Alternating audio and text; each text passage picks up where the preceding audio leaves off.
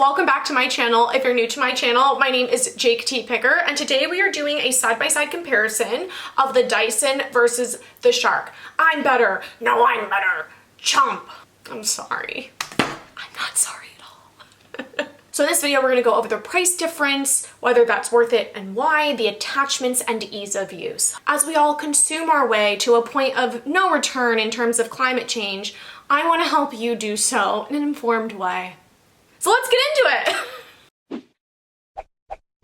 I'm gonna start by applying mousse. And while my hair is still damp, I'm going to distribute the product with my wet brush. Let's start off by double fisting, but with hair tools, which is way cooler than double fisting with beer. Actually, double fisting with beer was cool back before I really got hangovers. Now it's not cool anymore. The Shark is heavier. I have a drug scale for my chronic illness to weigh out my medicine, and maybe I'll put up on screen the difference in the weight. It is noticeable, but is it $300 worth of noticeable? Not so sure about that yet. The hairdryer attachment, the air comes out through there, so it's very much like a concentrator, like what you would have on a regular hairdryer. Which brings me to something very, very important that I don't see any other YouTuber do, so you heard it from me, folks. I just want credit. You need to wear earplugs when you are using styling tools like this, and probably when you're using a regular hairdryer. And I heard if you put these in while you're watching me, my voice is less annoying. And with the Shark, it comes with this, which is like a concentrator, and that helps direct the airflow in a more precise way.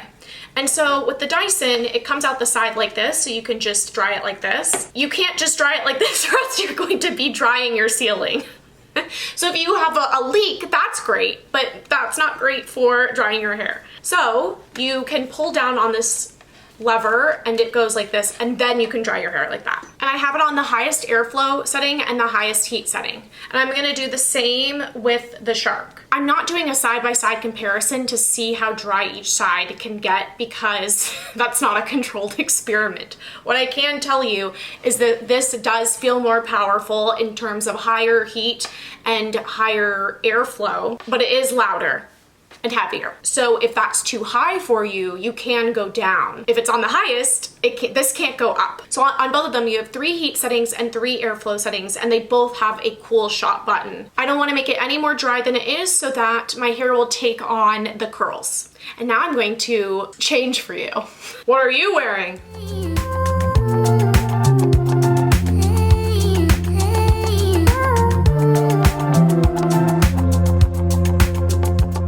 Okay, and then with this side, the on button is down here instead of up here like with the Dyson where all your hand is going to be. So you have to and then choke up on it.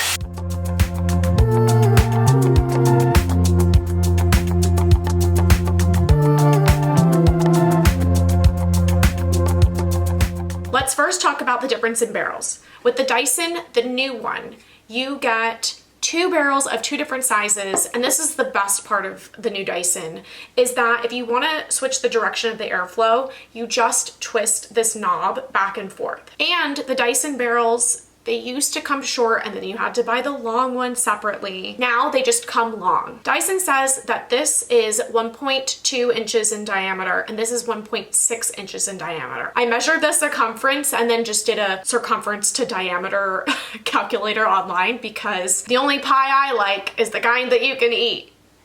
So by measuring the circumference with a tape measure, this is 1.2 inches and this is not 1.6, it's 1.5. With the Shark, you have the 2 barrel system. You can tell by the arrows. When you look in the mirror, the arrows will tell you which way the direction the air flows. This is probably the biggest con of the Shark as of this moment. Later on, might they develop a 1 barrel system? If they want to make money, which I'm sure they do, they will.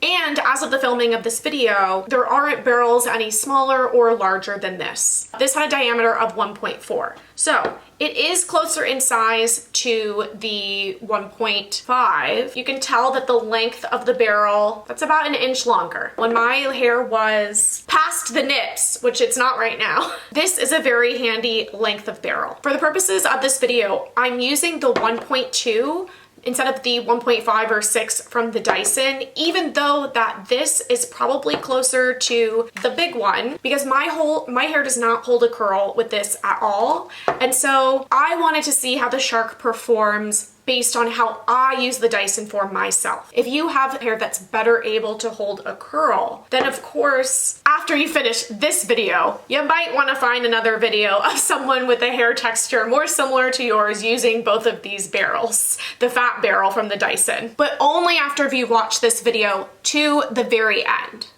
and then watched all my other videos. Hair strong arming is a great way to grow your channel. With Shark, what I do like about it is you could almost, it was not ordering quite a la carte for which attachments you wanted, but you could buy all of the attachments or you could just pick 3. So I picked the concentrator, this oval one, and then of course the curling barrels. In my previous video on that actually you should watch on who I think the Dyson is good for, I talk about how I really wish that was an option with the Dyson. I'm gonna tell you a little bit of what I did underneath with this layer of my hair. On this side, I used this attachment from the Shark. It is an oval shape with both nylon bristles and fake boar bristles. So as far as the smoothing attachments go, this is very similar to the Revlon One-Step in terms of shape, size, how hot it gets, and the bristles. One thing I will say is that these bristles have these little balls, little protective balls, and this one doesn't,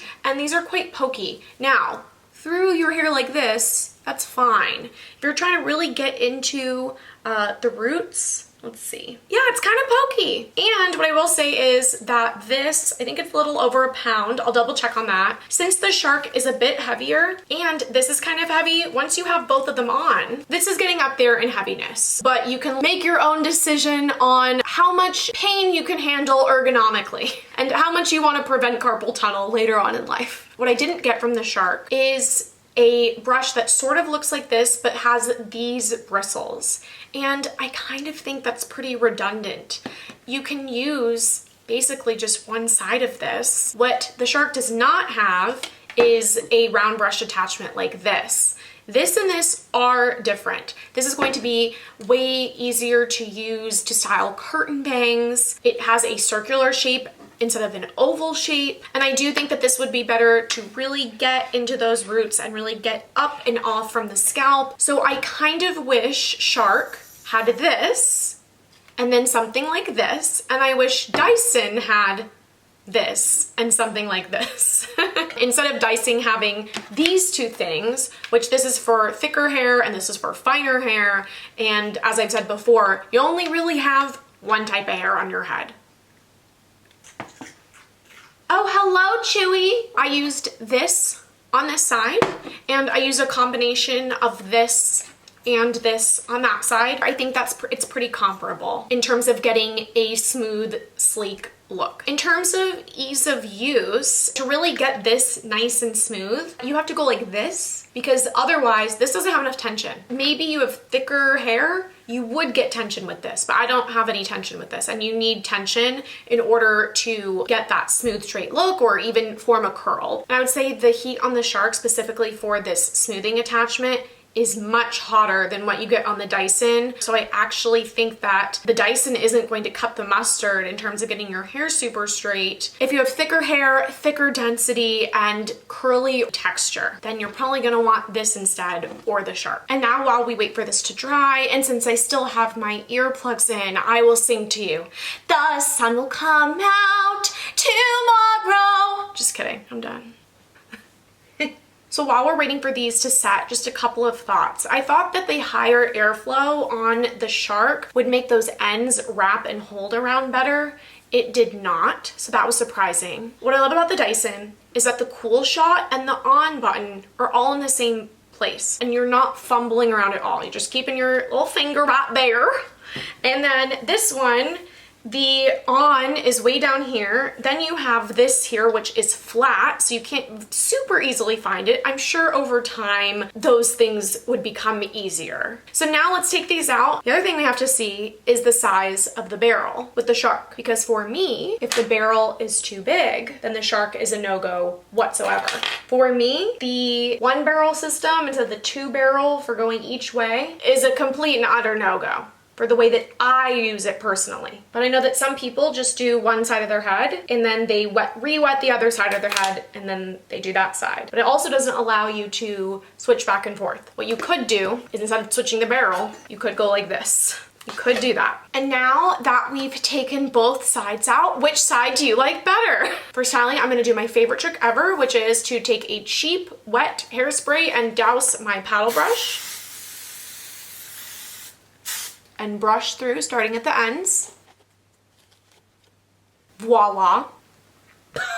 And one thing, which I didn't do, but you should do this, is if your hair is really prone to tangles like mine is, make sure you go through it first with something like a wet brush before you use my paddle brush method. I went upside down and sprayed all the underlayers of my hair. I sprayed all of this into place. I do really love the swoop on the shark side, but I wouldn't necessarily attribute that only to the shark. You know, your hair is like a souffle, and you never know how your souffle is gonna turn out. So oh God, I love this swoop so much. I just wanna make out with that swoop.